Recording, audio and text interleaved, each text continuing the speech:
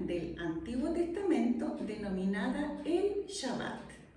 Pero antes de entrar en el capítulo, quiero recordarles que estamos en un ciclo de formación eucarística. Este se divide en 3 bloques. El primer bloque consiste en las raíces judías de la Eucaristía, que es en lo que estamos ahora. Después viene un segundo bloque donde vamos a profundizar en la naturaleza misma de la Santa Misa, el fondo, el espíritu de la liturgia. Y un tercer momento vamos a ver la celebración litúrgica, cada una de las partes de la misa. Vamos a ver también qué es lo que no se debe hacer, cómo debe ser la música sagrada, cómo debe ser la salmodia en la liturgia. ¿Ya? Entonces, dicho esto, vamos a entrar en este capítulo relacionado con el Shabbat. ¿Qué es el Shabbat? El Shabbat consiste en el tercer mandamiento del Decálogo. ¿Y dónde encontramos el Decálogo? En la Biblia, dentro de los primeros 5 libros en el Pentateuco y en 2 libros del Pentateuco. Uno es en Éxodo capítulo 20, versículos 1 al 17, y el otro es Deuteronomio 5, versículos 6 al 21. Entonces, para precisar bien el mandamiento, vamos a leer ahora en Éxodo capítulo 31, versículos 12 al 17. Di a los israelitas: no dejéis de guardar mis sábados. Guardad el sábado porque es sagrado para vosotros. El que lo profane morirá. 6 días se trabajará, pero el día 7º será día de descanso completo consagrado al Señor. Entonces, lo que se mandata es que se santifique el día sábado y se establece como mandamiento santificar como día de Dios el sábado, el día de adoración a Dios. Bueno, entonces la pregunta que surge espontáneamente es ¿por qué nuestro día del Señor es día domingo? Si en el Pentateuco claramente está mandatado que es sábado, bueno, responder esta pregunta es el objetivo del capítulo de hoy. Lo primero que hay que precisar es que la semana hebrea no es igual que nuestra semana de la sociedad occidental. Recordemos que en el mandato dice 7º día y el 7º día para ellos es el sábado. Eso quiere decir que su semana comienza en día domingo. Domingo, lunes, martes, miércoles, jueves, viernes, sábado, 7º día. ¿Ya? Para nosotros, nuestro primer día de la semana es lunes y nuestro 7º día es domingo. ¿Ya? Eso es lo primero que hay que precisar. Ahora, la Escritura relaciona este mandamiento con 2 grandes acontecimientos. Uno, la creación. Veamos, dice en Éxodo capítulo 20, versículo 11. Pues en 6 días hizo el Señor el cielo y la tierra, el mar y todo cuanto contienen, y el 7º descansó. Por eso bendijo el Señor el día del sábado y lo hizo sagrado. Por lo tanto, la Escritura relaciona este mandamiento divino de santificar el sábado con esta semana primordial del Génesis de la creación y con este descanso en el 7º día por parte de Dios. Y en segundo lugar lo relaciona con otro acontecimiento, no solamente con la creación. Y ese otro acontecimiento lo encontramos en Deuteronomio capítulo 5, versículo 15. Dice: acuérdate de que fuiste esclavo en el país de Egipto y de que el Señor tu Dios te sacó de allí con mano fuerte y tenso brazo. Por eso el Señor tu Dios te ha mandado guardar el día sábado. El mandamiento del Shabbat está relacionado por la Sagrada Escritura con esta semana primordial de la creación y con este gran acontecimiento de la liberación de la esclavitud de Egipto y de la alianza en el monte Sinaí. Vamos a profundizar un poquito en estos dos acontecimientos.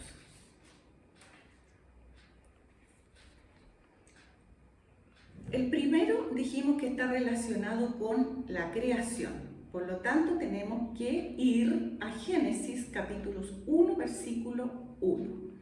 El segundo acontecimiento que está relacionado con la liberación de la esclavitud, vamos a ir a Deuteronomio 5, versículo 15. El sábado es para el Señor santamente reservado, primero para la alabanza por su obra de la creación y para celebrar las maravillas salvíficas que ha hecho con su pueblo. ¿Ya? En Génesis. Se trata el Génesis de una página de profundo significado religioso. El capítulo 1, versículo 1 en adelante, donde se habla de esta obra de la creación. Entonces dice que la creación se desarrolla en 7 días y en los 6 primeros días Dios crea todo cuanto existe y en el centro de la creación está el hombre a su imagen y semejanza. ¿Ya? Entre paréntesis, ¿qué significa imagen y semejanza de Dios? Quiere decir que fuimos creados con una inteligencia para conocer a Dios, la verdad. Fuimos creados con una voluntad para amar a Dios. Fuimos creados con una conciencia donde se realiza el diálogo íntimo entre Dios y nosotros. Y fuimos creados con una memoria para hacer memoria de las maravillas del Creador. Ya, entonces, y en el séptimo día el Señor descansa. El descanso de Dios. Y esta es la gran novedad de este capítulo 1 del Génesis, de la obra de la creación. Entonces, dice aquí que bendijo Dios el día séptimo y lo santificó porque en él cesó Dios toda tarea creadora que había realizado. Entonces, este descanso de Dios pasa a ser un día sagrado que se convierte en un día que el hombre tiene que imitar. ¿Ya?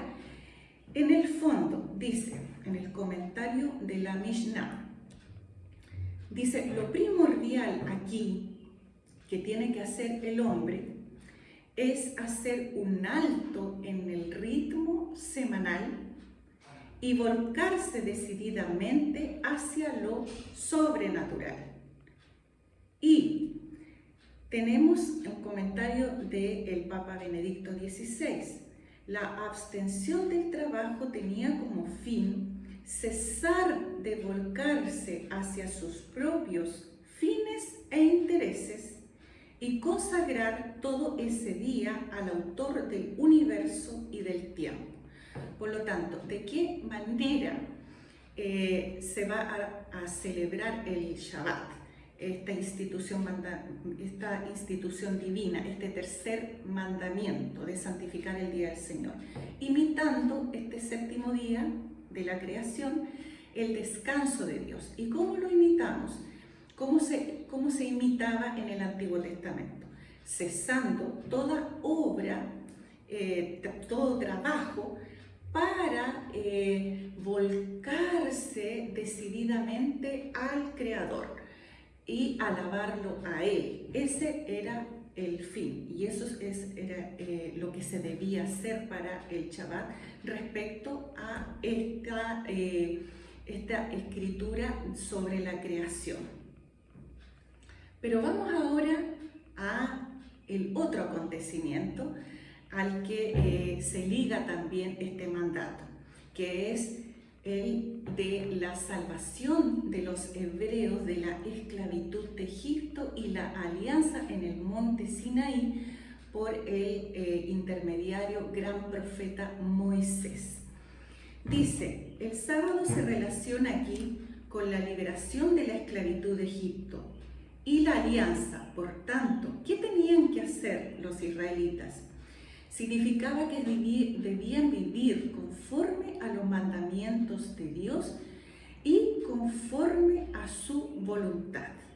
Entonces, respetar el día séptimo, respetar el Shabbat, cumplir con este tercer mandamiento del Decálogo en el Antiguo Testamento, significaba lo que tenía que hacer el hombre estaba en directa relación con estos dos textos del Antiguo Testamento. Por un lado, tenían que imitar a Dios en su descanso del séptimo día, y por otro lado, tenían que respetar lo que se había prometido en el monte Sinaí, en la alianza, es decir, tenían que cumplir los mandamientos, pero además tenían que ellos permitir que sus siervos descansaran.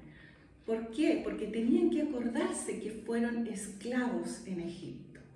Entonces, de esta manera podían cumplir con el precepto.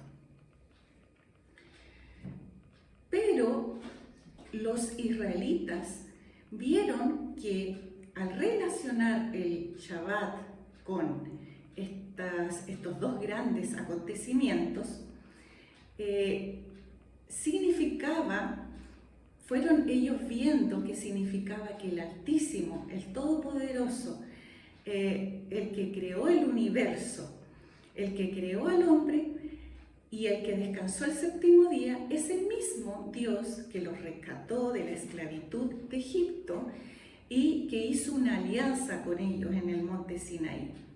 Por tanto, aquí lo que el escritor sagrado nos quiere decir es que hay una relación íntima entre la creación, la liberación de la esclavitud de Egipto y la alianza.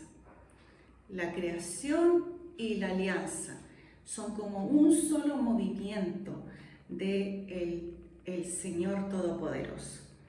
Entonces, evolucionando en el desarrollo del tema, el escritor sagrado lo que dice es que la creación tiende a la alianza. La creación es para la alianza. Todo lo creado tiene como fin, como meta, como sentido la alianza. Recordemos que la alianza en el Antiguo Testamento, como vimos ya en el capítulo de la alianza, está este término sacado del término del matrimonio, de nupcias.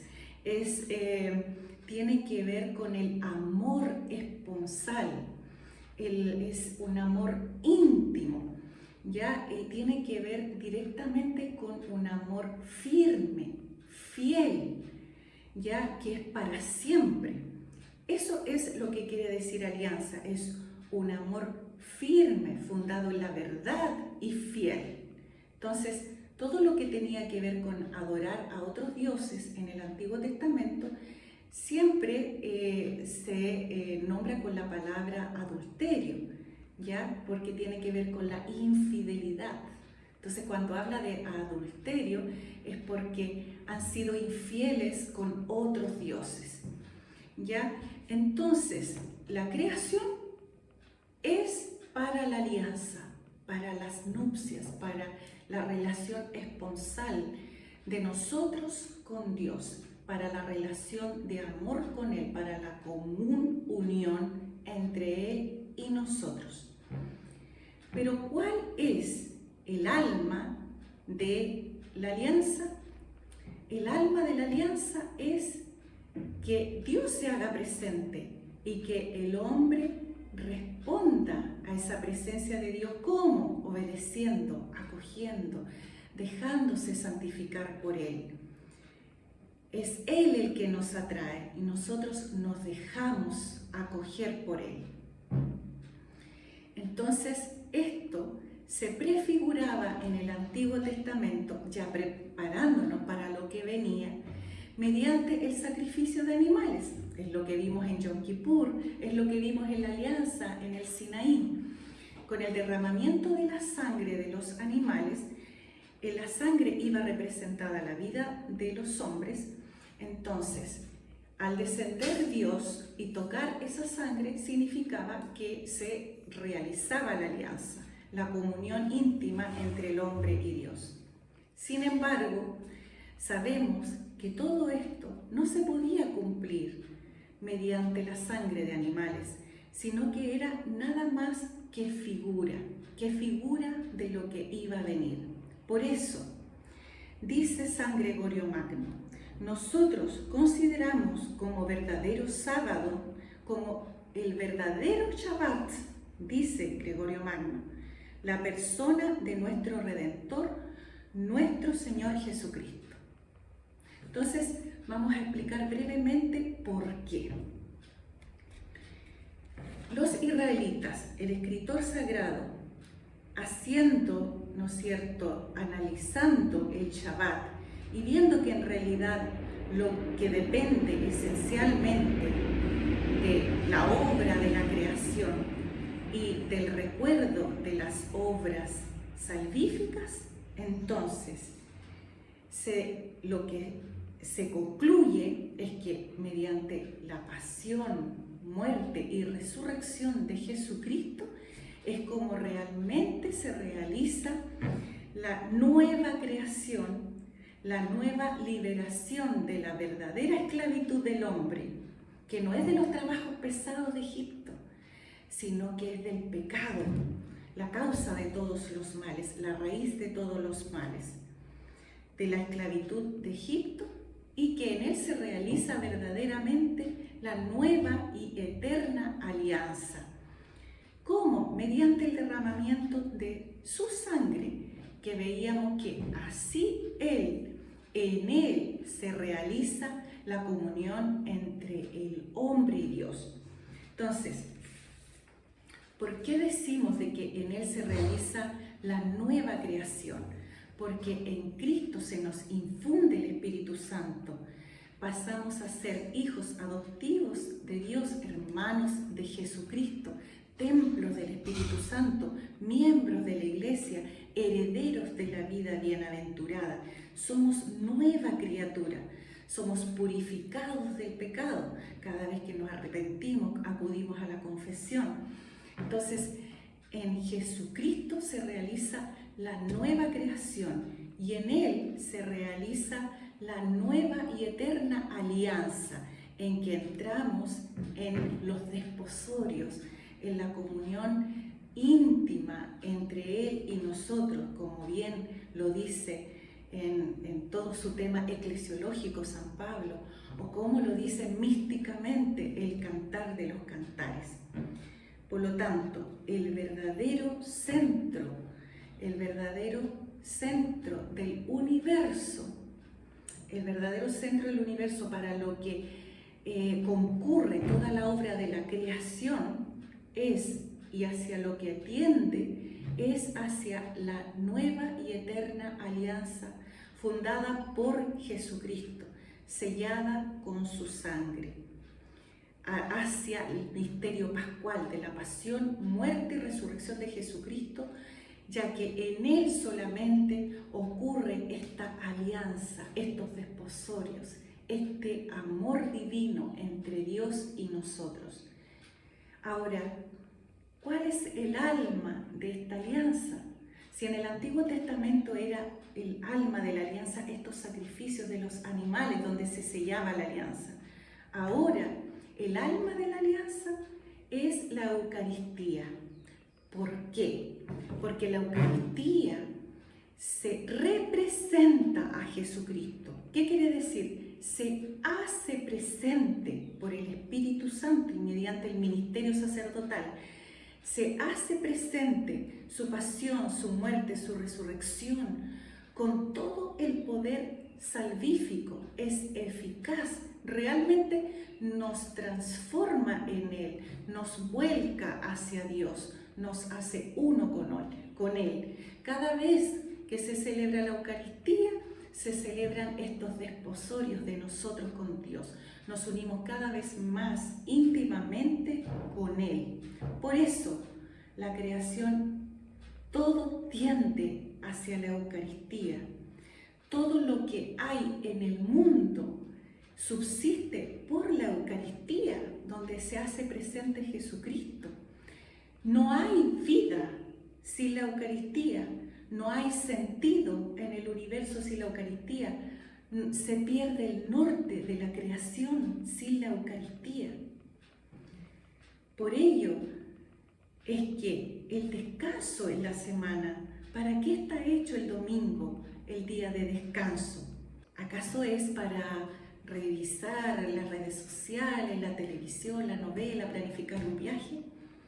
Bueno, es para volcarse a la adoración de Dios, es volcarse a mirarlo, a contemplarlo, a profundizar en su palabra, a conocerlo, a amarlo, a acogerlo, ¿ya?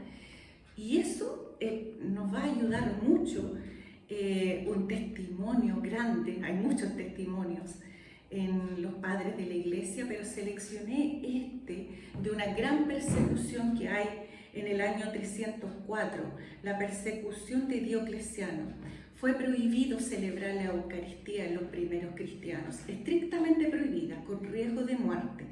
Sin embargo, hubo muchos cristianos que se mantuvieron firmes y que prefirieron morir antes de faltar a la Eucaristía.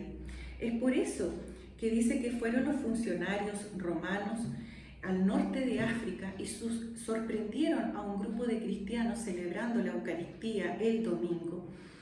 Y está guardado en las actas del interrogatorio. Y le dicen que ¿por qué están celebrando eso si está prohibido por el imperio?